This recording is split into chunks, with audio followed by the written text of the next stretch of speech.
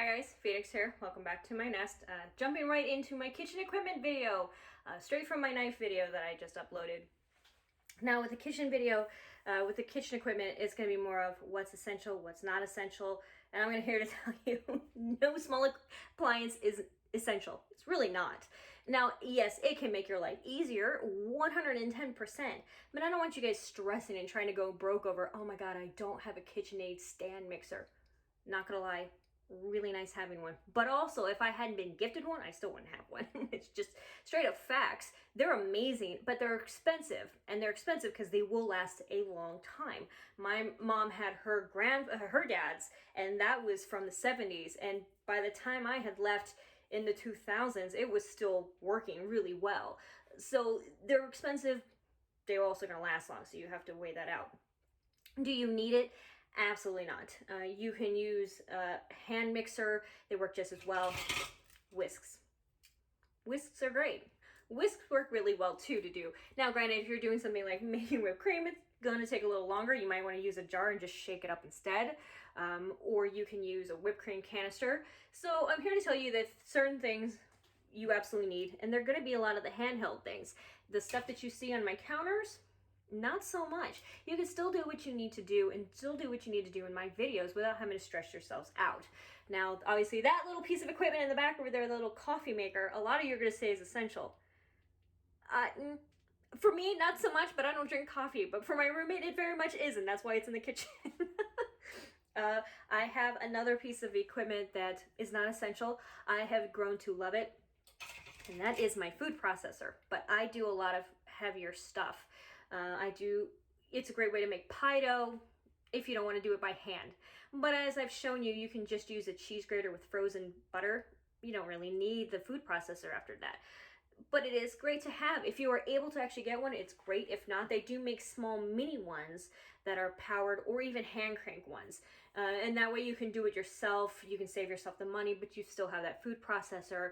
You can also just use a knife. A knife. Potato mashers are great. Always recommend getting some of these.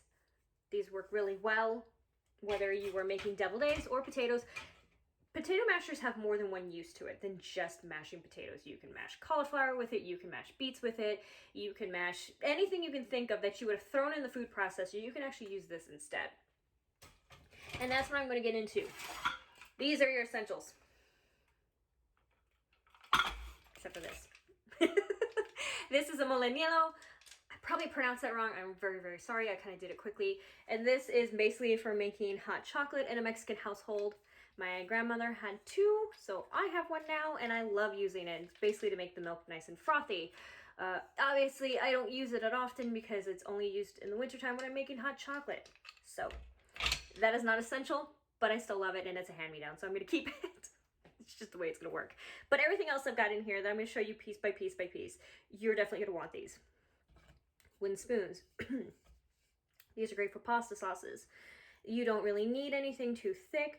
They're very sturdy, especially if you take care of them. Now, anything with wood attached to them, like this, even though this is silicone, yeah, it's still got the wooden handle. You know what that means? Do not stick it in the dishwasher. Don't do it. Hand wash it, hand wash it, hand wash it. Immediately put it on the drying rack so it can dry out. Otherwise, the wood, it's going to absorb too much water. It's going to start to splinter, and it'll split down the middle from too much moisture in there. You don't want that. You want something like this to last a very long time. Wooden tools are great. I love having them. As I mentioned earlier, whisks. Whisks are great. Whisks are very universal. Whisking eggs, whipped cream, whatever you need that you would use a hand mixer for or a stand mixer for, you can actually do with this. It's just going to take longer. These, I have a little mini one right here. But it came in three. There's a medium one and then there's a bigger one. These are sifters. I know you're thinking of a sifter like the one with the hand cranks on it, where they're the big tubes. They look like they're a coffee can with a handle on it. Now, those sifters are great as well. I don't like them because they can rust out when you're trying to clean them out. There's so many crevices to them. I don't like doing that. I can sift flour and other dry ingredients in these just as easily, if not a little bit better, because then I can control how it gets. You clean it by hand. You're gonna have to clean it by hand. Sorry. I have been guilty a couple times when I was first having these, sticking them in the washer. You don't want to do that. They can easily rust around the rim and on the net itself. They are cheap to replace, but you don't want to waste your money like that. So just try to hand wash them, flick them real quick to get all the excess water off them, then dry them, stick them back in the drawer. You want to treat it like a knife. You want to clean it and dry it off as quickly as possible so it doesn't rust. Now these are great, like I said, they're great for sifting. If you have to actually wash something, obviously not this one, but a bigger one, you can use the bigger one to just rinse off berries in real quick so you don't have to dirty up a whole colander, or if maybe you don't want a colander.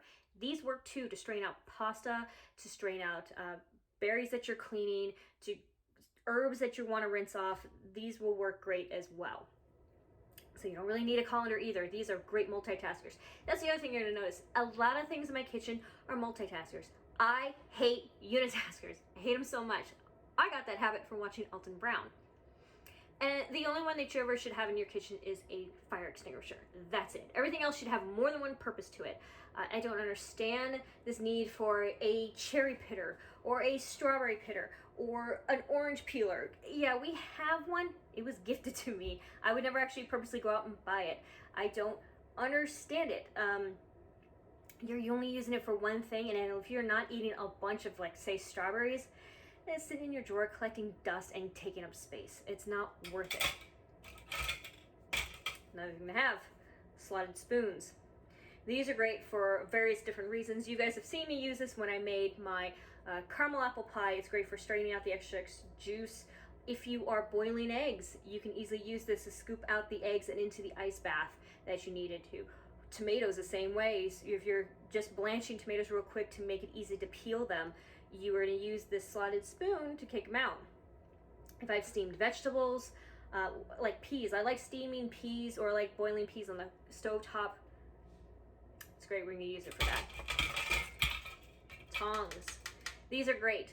These, I'm very guilty of this and I shouldn't, but these are another one of those hand washing equipment. From here on out, you should wash it. This shouldn't get dirty. The reason why you shouldn't, there's a spring in there, and that's going to get rusty from sticking it in the dishwasher far too many times. I have lost many tongs. I know I shouldn't, but I get tired and I do it in there, and then I get mad at myself because then I have to go buy new tongs. And the great thing about tongs is they actually come in multiple sizes. Little tiny itty bitty baby ones. So they're great to have. Oh, since I've got my drawer open. Can openers. You don't need a big electric one. These ones work just fine. They have one made for left-handers and right-handers.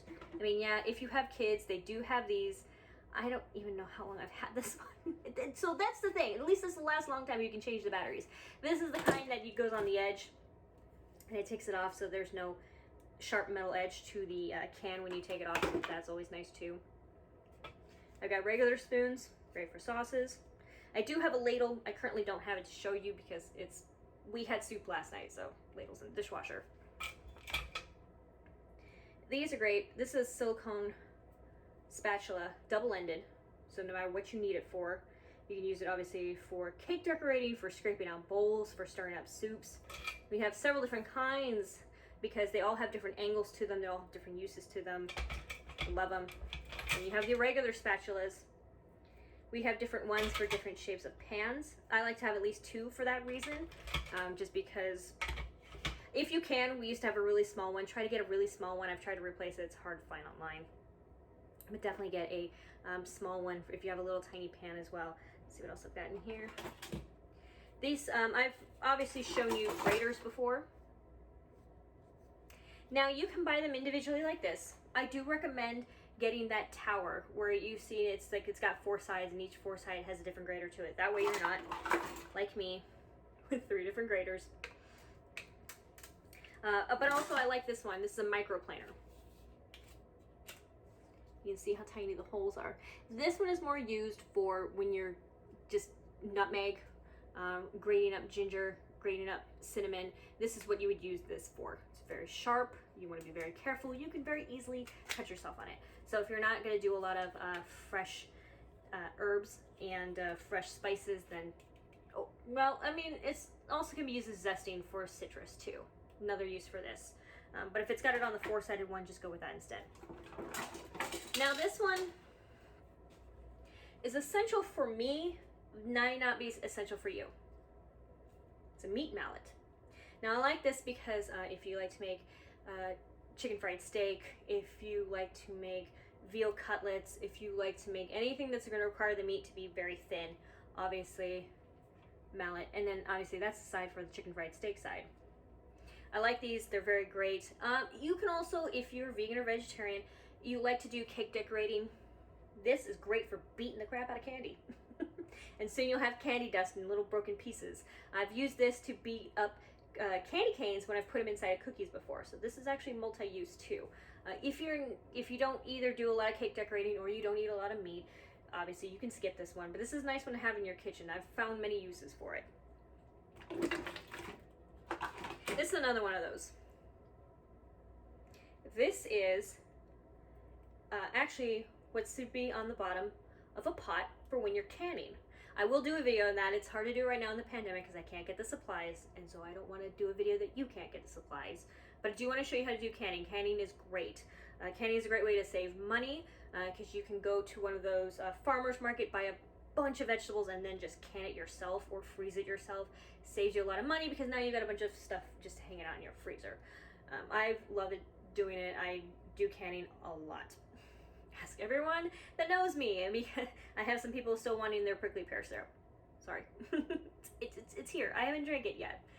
But I like this because not only can I use it because it's silicone and I can use it and I can double up two together because it doesn't attach. You have to actually add the metal links to it on the bottom of the pot for canning, but also I use this as a way to keep my steak off the bottom of the produce drawer when I was air drying that ribeye roast for a week. So if you're doing something like that, if you want something, this is also silicone, so you could use it as a very last minute trivet for hot items. So that's what this is for. I've liked it. It's had multiple uses for it as well. Shout out to my roommate for getting me Star Wars spatulas. I love these. Obviously not essential, I just happen to have one. Thermometers. Very essential. So essential. Hugely essential. Get thermometers. I talked about this with the turkey episode. But for those of you who didn't watch it because, you know, you don't eat turkey. Probe thermometers are great. But if you can't afford them, or you just don't want to get one, there are also different kinds of thermometers. I like to keep several different kinds of thermometers around. Now, I recommend a probe thermometer for several different reasons. Not just if you eat meat, because it can be in there. You can keep track of the temperature of the meat the entire time. But if you are boiling water and you don't want to buy a candy cane thermometer, a candy thermometer, that's what I meant to say, a candy thermometer. You can use that as well. You can use this for if you are boiling oil. You can use this if you're boiling water and you want to keep track of what the temperature is.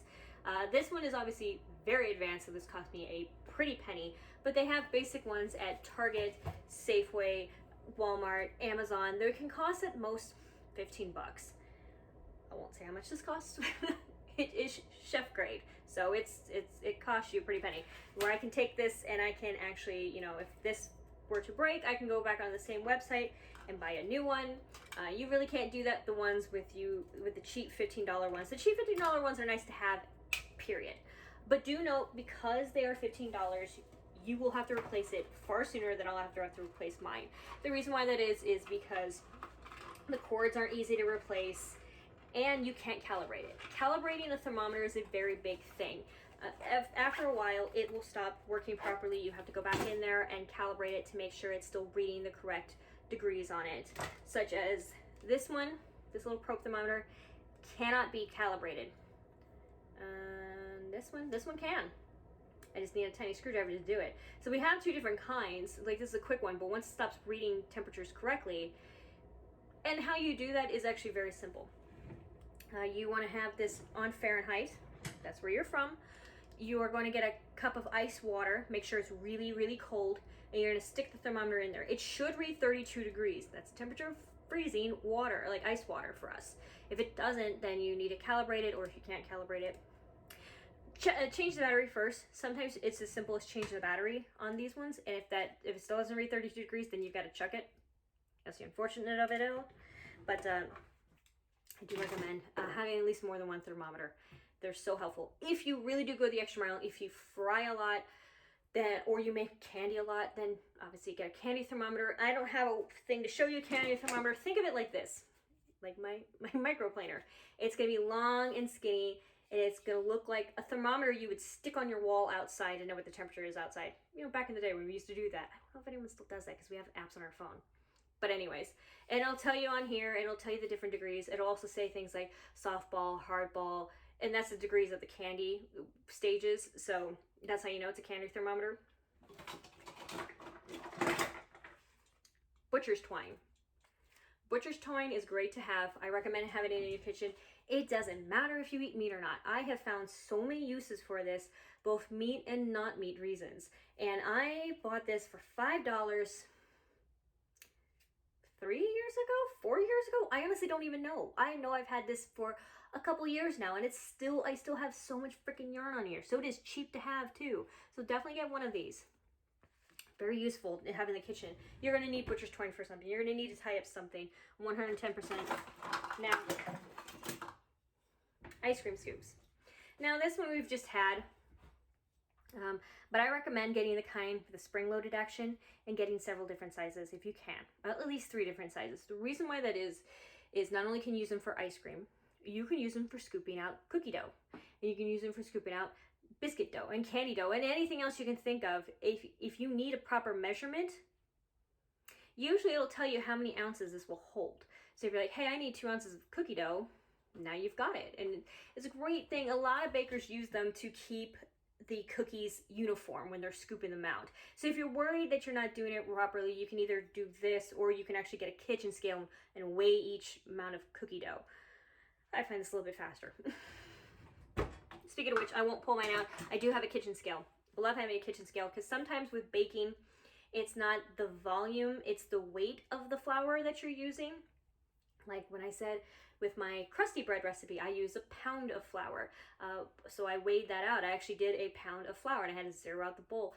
Kitchen scales are very useful. I would definitely recommend getting one of those as well.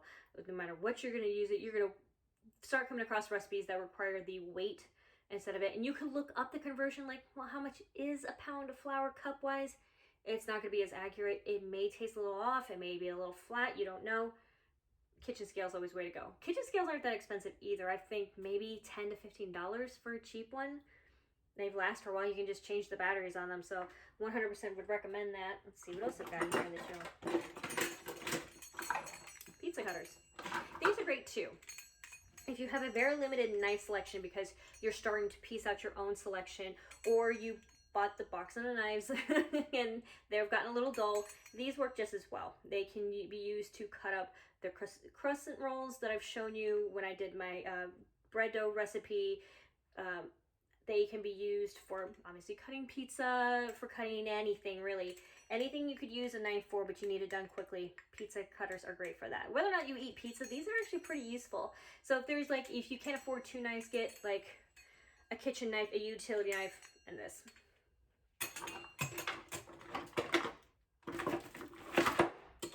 Another thing I highly recommend, kitchen shears.